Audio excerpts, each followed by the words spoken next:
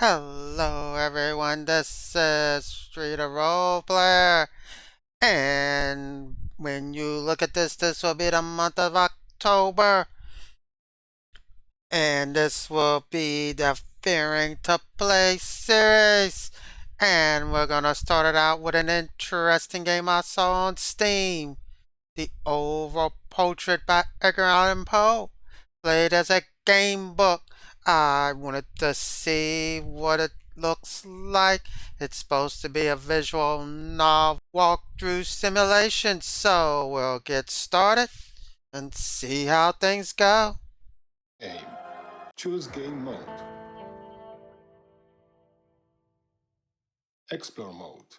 Follow the music to discover locations and push the action forward. Put on your headphones, close your eyes, and watch the story in your imagination. Click to play.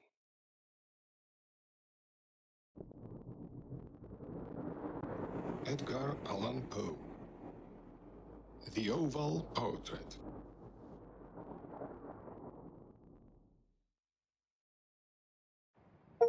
Apennine Mountains, Italy, 1838.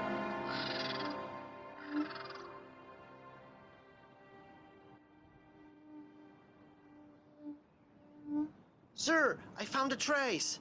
This way! Servant Pedro is calling from the right. Press the right arrow on your keyboard to turn right.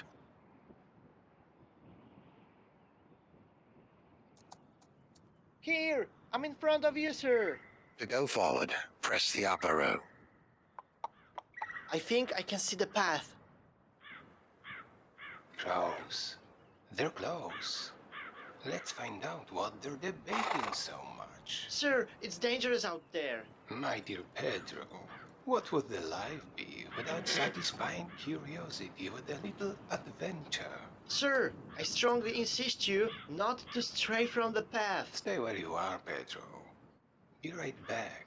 To turn left to the crows, press the left arrow key. Enter the area in front of you.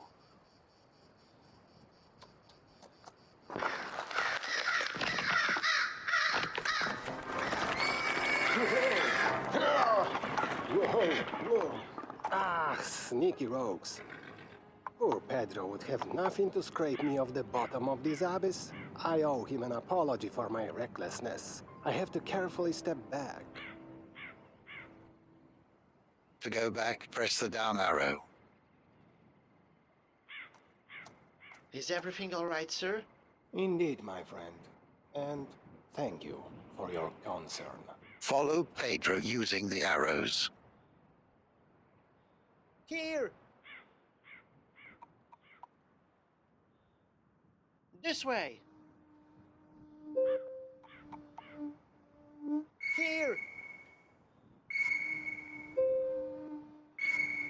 This way!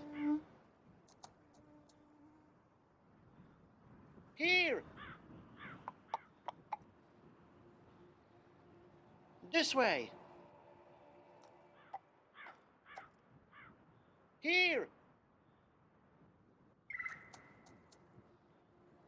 This way!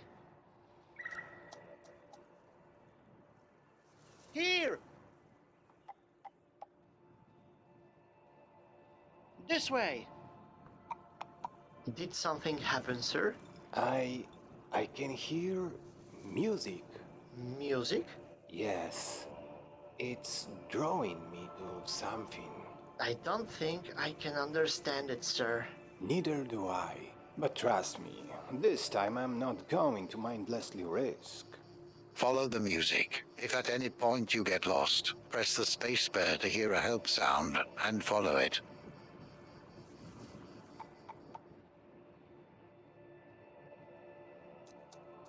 Something's there. A danger? Something more. Our fate.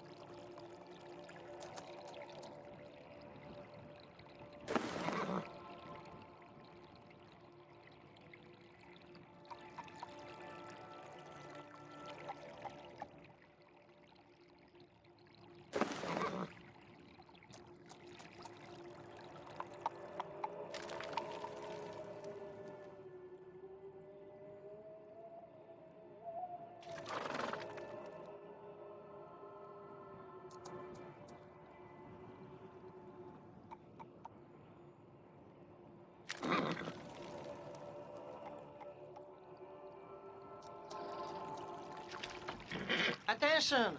Slippery stones! Careful, Pedro. Our horses are definitely not Pegasi. I hope the trail will be gentler beyond this slope.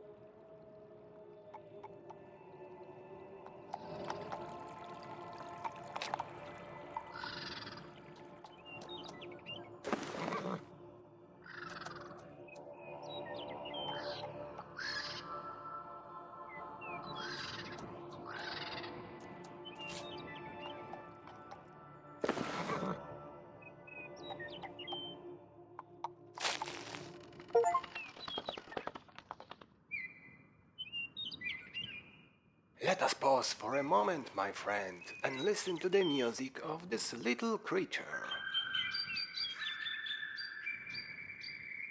Have you ever wondered, dear Pedro, why a bird sings? I think, sir, that he wants to interest the bird maiden in his petite person. Can a bird really want something? Do we create beauty and harmony by the power of our will? Or do they flow from the nature of the world?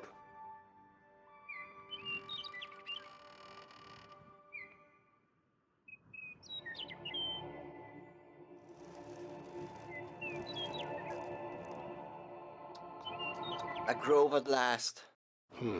It looks like more travelers are using this trail. I wonder, sir, if we can make it to the pass before dusk. Nights can be cold, and there are dangers in the shadow of the mountains.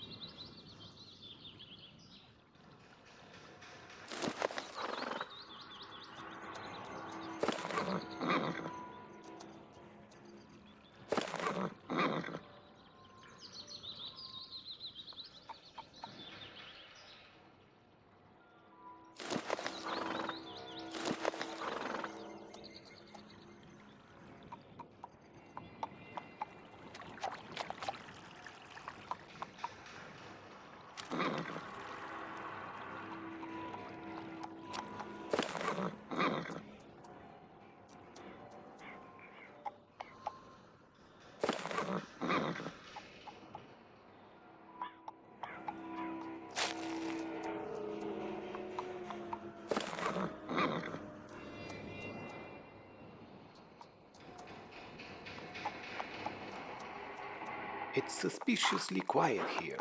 The path looks safe. My horse became anxious. Keep your eyes peeled, Pedro. Sir, have you heard? Yes. Keep the dagger close at hand. Go! Don't stop!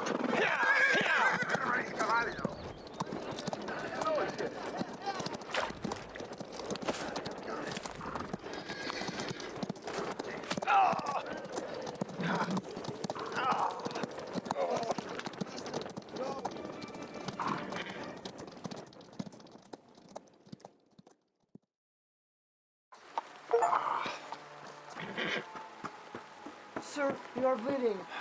I'll try to dress the wound. I'm afraid I can't go any further.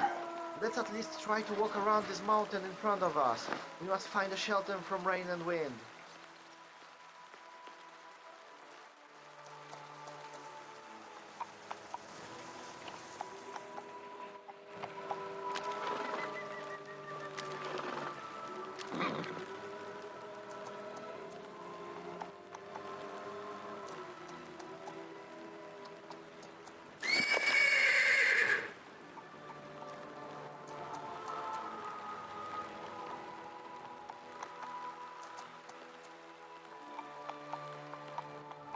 The sun had been set above an hour, but the horizon still retained somewhat of a saffron brilliancy, and the whole dome of the sky had an appearance of transparency, peculiar to this enchanting climate, which seemed to diffuse a more soothing twilight over the reposing world. In the southeast, the outline of Vesuvius appeared distinctly, but the mountain itself was dark and silent. Sir, I'm afraid Vesuvius is in a different province. Don't worry, Pedro, I haven't lost my mind. The fever brought me an excerpt from a novel by a great writer.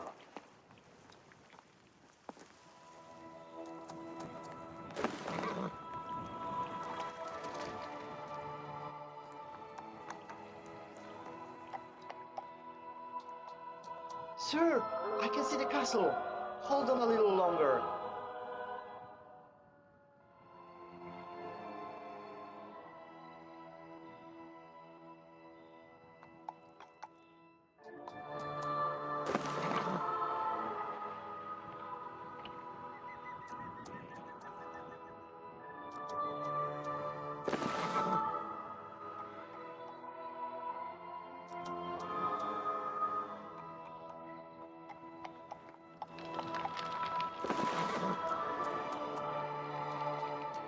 My fever had been excessive and of long duration. All the remedies attainable in this wild Apennine region had been exhausted to no purpose. My valet and sole attendant in the lonely chateau was too nervous and too grossly unskillful to venture upon letting blood, of which indeed I had already lost too much in the affray with the banditti. Neither could I safely permit him to leave me in search of assistance.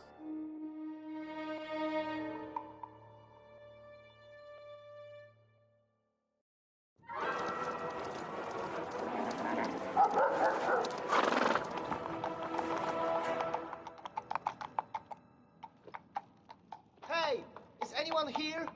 We need help.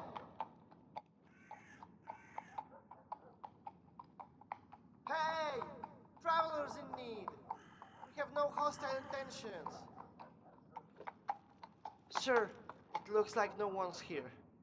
The buildings are well kept. Probably the owners have recently left.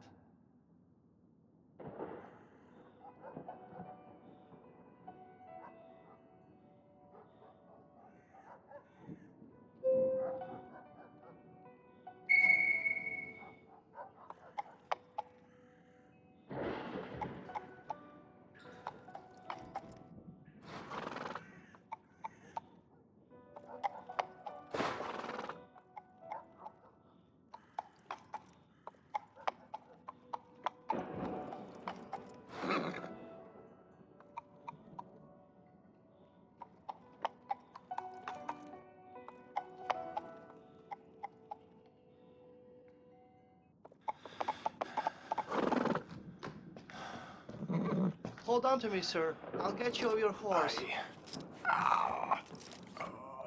Wait here, sir. I'll be back in a moment.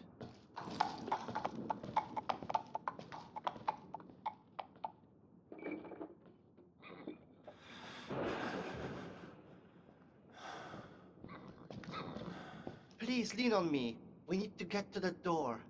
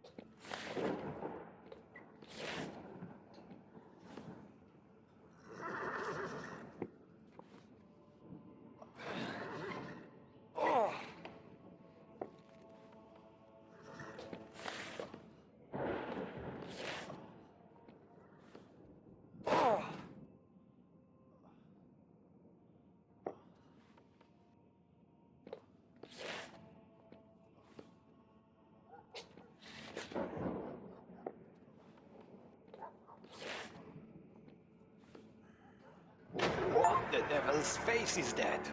Sir, it's just your reflection in the mirror of the well. Nonsense. He's emerging from the fires of hell, looking at me. He's alive! Please, sir, let's go. It's just the water taking on the color of the setting sun.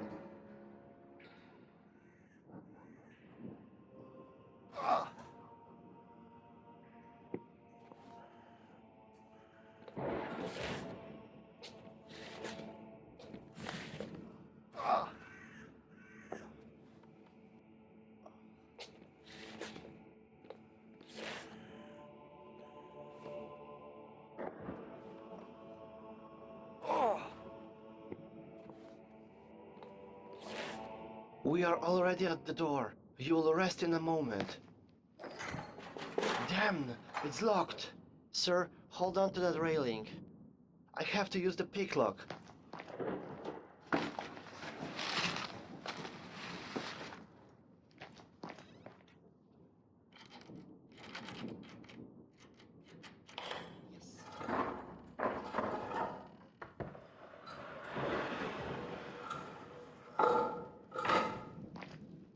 Let's go. The chateau into which Pedro had ventured to make forcible entrance, rather than permit me, in my desperately wounded condition, to pass a night in the open air, was one of those piles of commingled gloom and grandeur which have so long frowned among the Apennines, not less in fact than in the fancy of Mrs. Radcliffe. To all appearance it had been temporarily and very lately abandoned.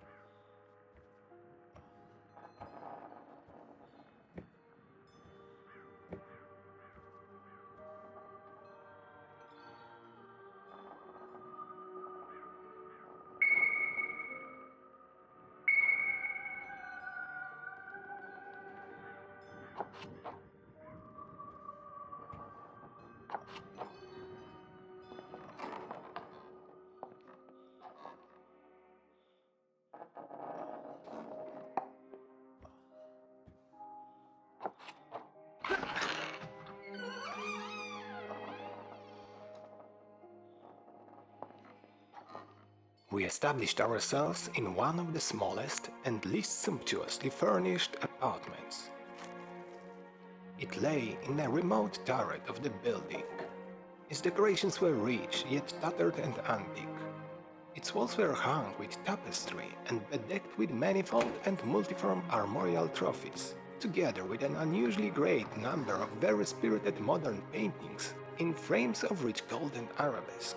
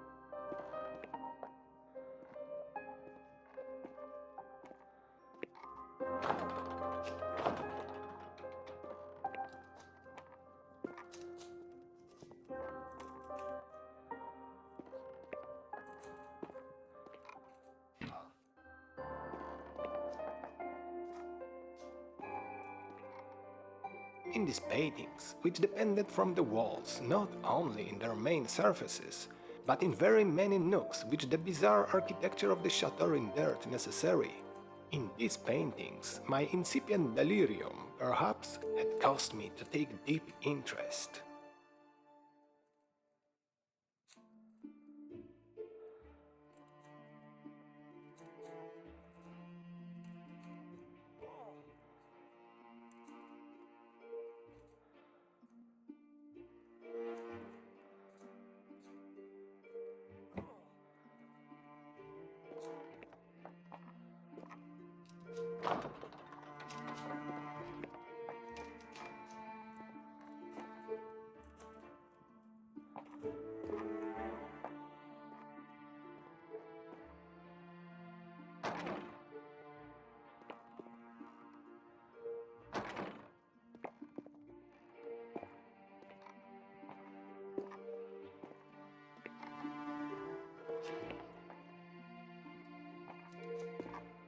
so that I bade Pedro to close the heavy shutters of the room, since it was already night, to light the tongs of a tall candelabrum which stood by the head of my bed, and to throw open far and wide the fringed curtains of black velvet which enveloped the bed itself.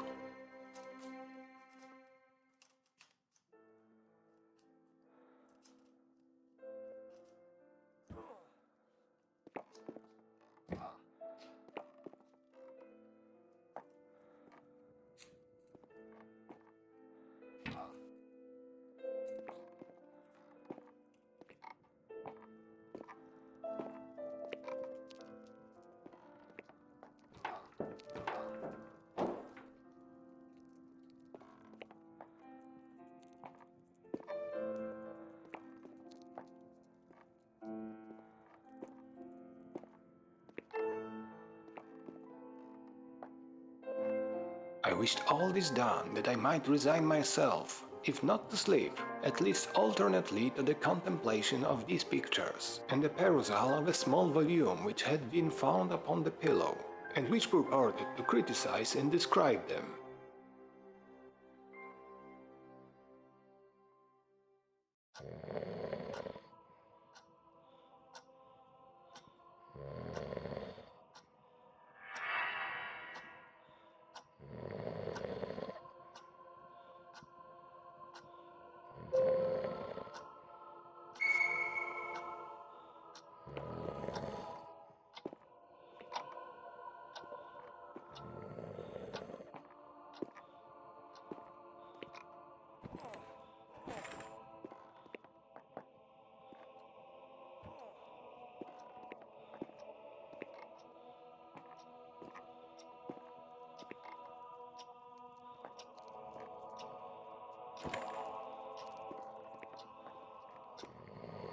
I need to walk quietly so as not to wake Pedro.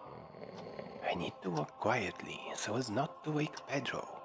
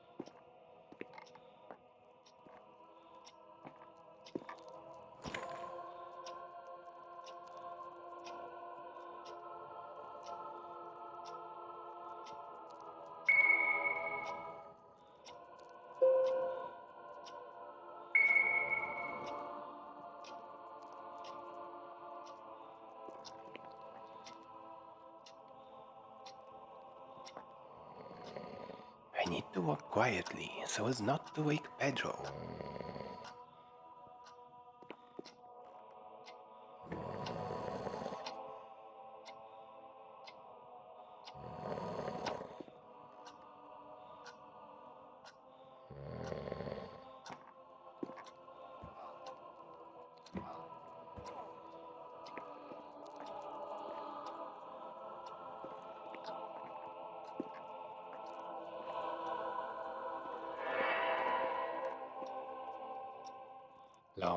Long I read, and devotedly I gazed. Rapidly and gloriously the hours flew by, and the deep midnight came. The position of the candelabrum displeased me, and outreaching my hand with difficulty, rather than disturb my slumbering valet, I placed it so as to throw its rays more fully upon the book.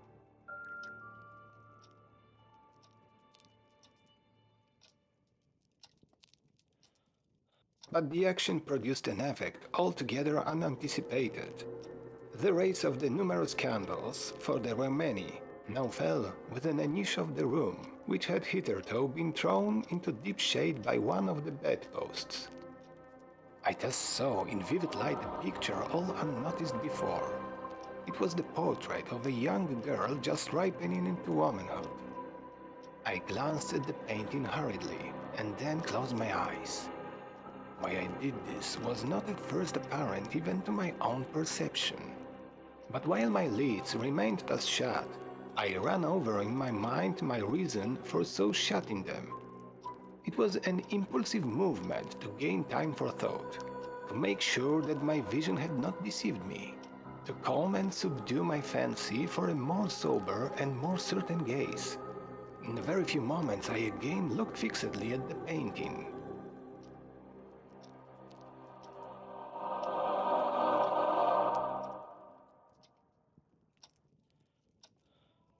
That I now saw aright I could not and would not doubt, for the first flashing of the candles upon that canvas had seemed to dissipate the dreamy stupor which was stealing over my senses, and to startle me at once into waking life.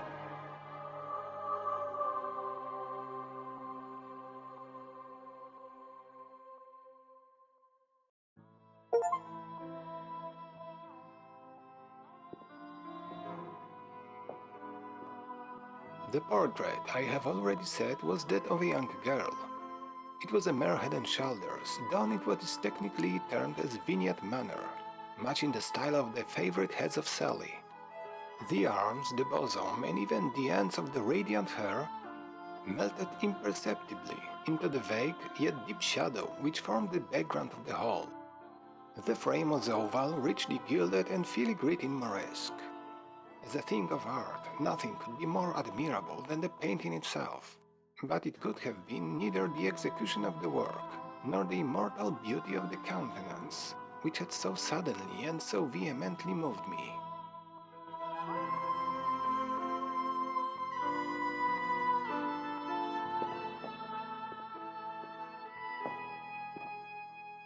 Least of all could it have been that my fancy, shaken from its half-slumber, had mistaken the head for that of a living person?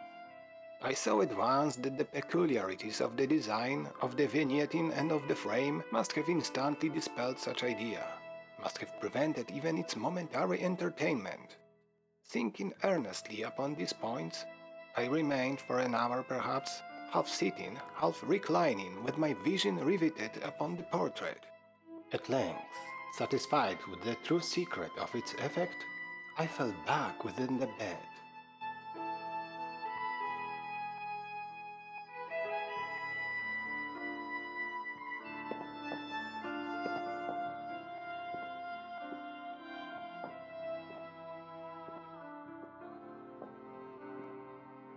I had found the spell of the picture in an absolute lifelikeness of expression, which at first startling, finally confounded, subdued, and appalled me. With deep and reverent awe, I replaced the candelabrum in its former position. The cause of my deep agitation being thus shut from view, I sought eagerly the volume which discussed the paintings and their histories. Turning to the number which designated the oval portrait, I there read the vague and quaint words which follow.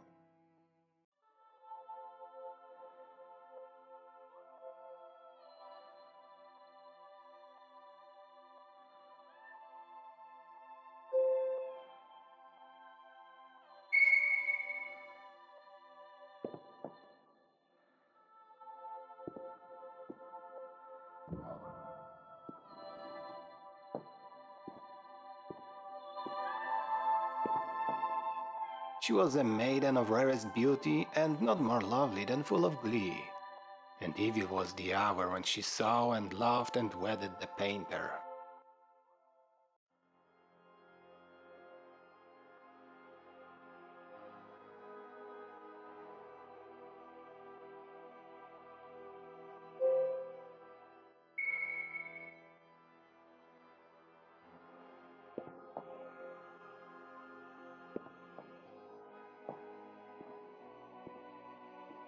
He, passionate, studious, austere, and having already a bride in his heart,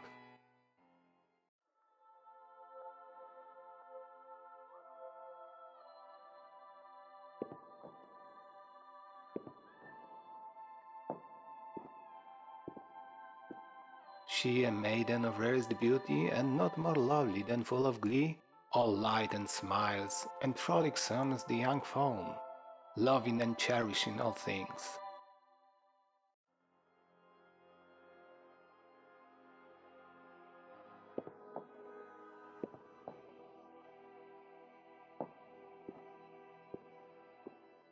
Hating only the art which was her rival, dreading only the palette and brushes and other untoward instruments which deprived her of the countenance of her lover. It was thus a terrible thing for this lady to hear the painter speak of his desire to portray even his young bride. But she was humble and obedient, and sat meekly for many weeks in the dark, high-turret chamber, where the light dripped upon the pale canvas only from overhead.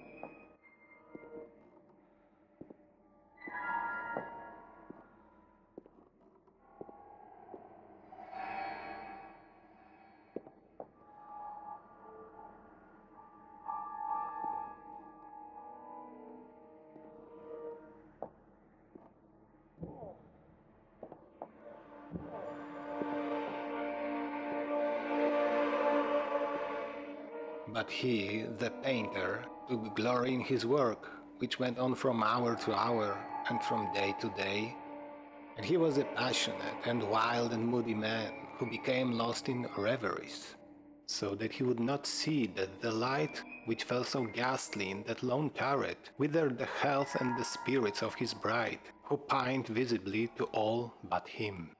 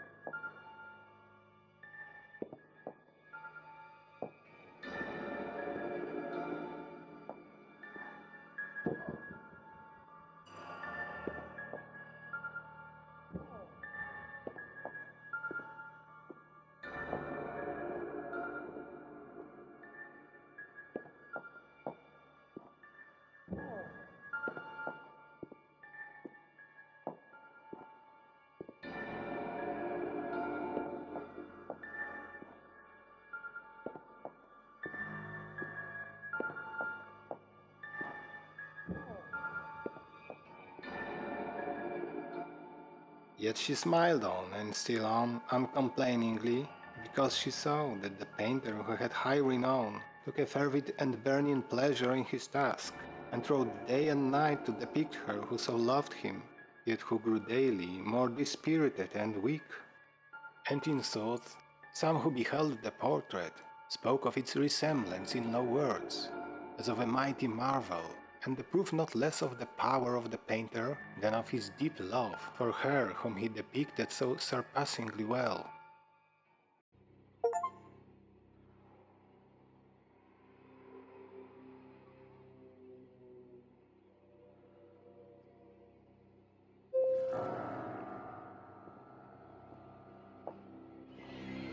But at length, as the labor drew nearer to its conclusion, there were admitted none into the turret, for the painter had grown wild with the ardor of his work and turned his eyes from canvas merely even to regard the countenance of his wife. and he would not see that the tints which he spread upon the canvas were drawn from the cheeks of her who sat beside him.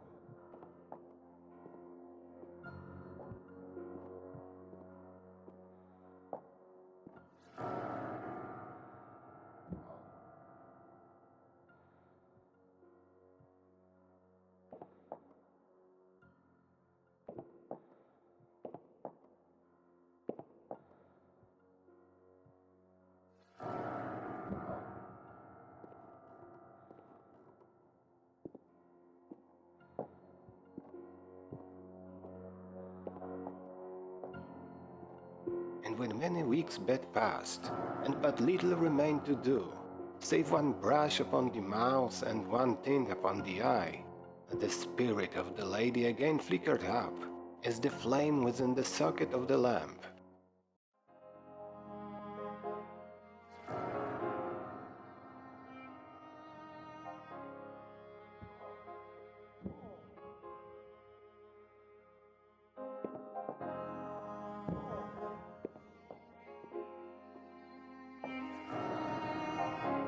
And then the brush was given, and then the tint was placed, and, for one moment, the painter stood entranced before the work which he had wrought.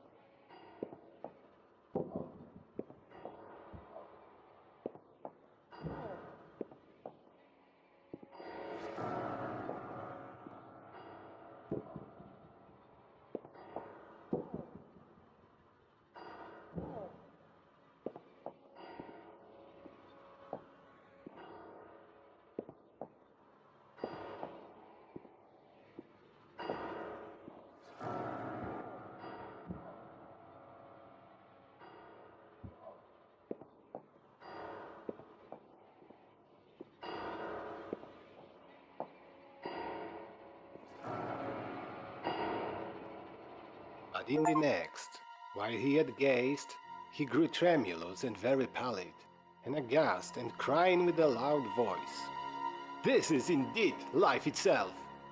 turned suddenly to regard his beloved. She was dead.